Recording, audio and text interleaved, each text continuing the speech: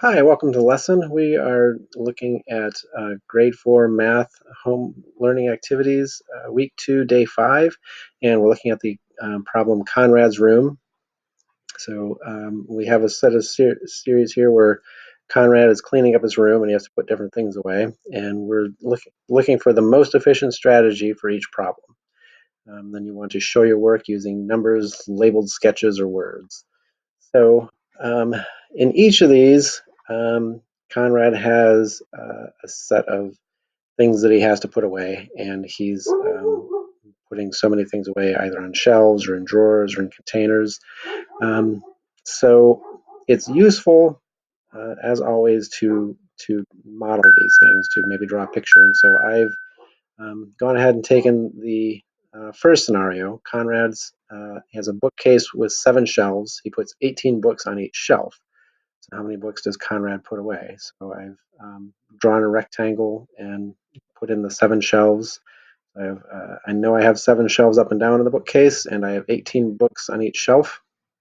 So how am I going to solve that? Well, I could draw 18 books on each shelf and then simply count them up. But that's going to be pretty tedious. It's going to take a lot of time, and it would be easy for me to make a mistake. Similarly, I could just add up 18 plus 18 plus 18 plus 18. That's a little bit more efficient, but again, it's easy to make a mistake. It's difficult to do that kind of repeated addition. Now I could do a straight multiplication. That's what we're doing here. We have 7 shelves or 7 groups. There's 18 in each one.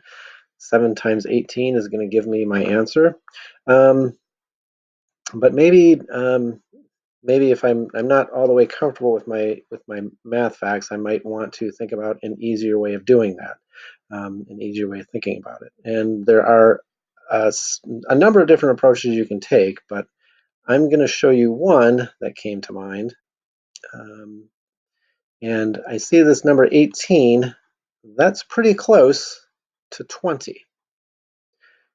And 20 is a much easier number to work with. So what if I imagine that I have 2 more books on each shelf?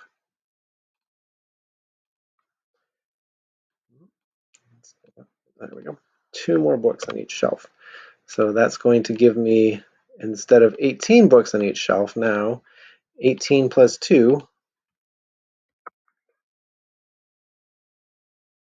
is going to give me 20 books on each shelf.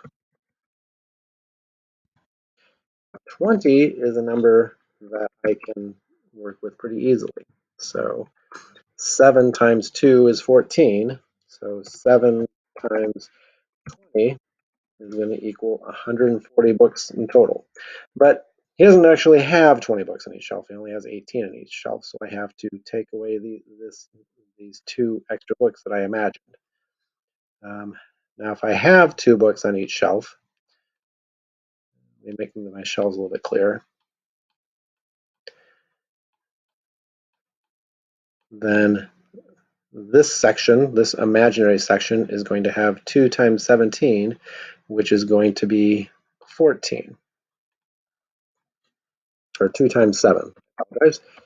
Times 7, that's going to equal 14. Now I need to subtract that 14. Let's use a different color. I need to subtract that 14 from my total.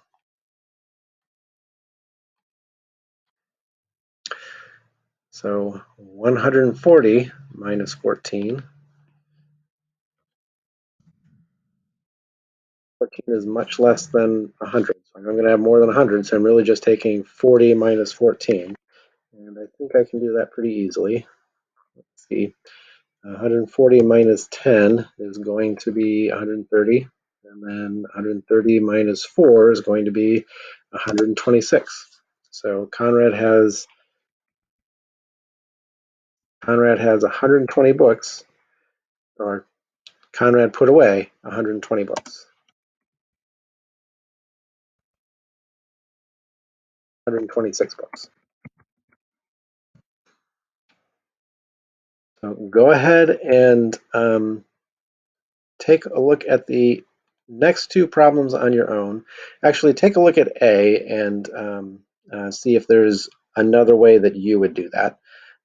Think about another strategy that you might be able to use, and then take a look at B and C on your own.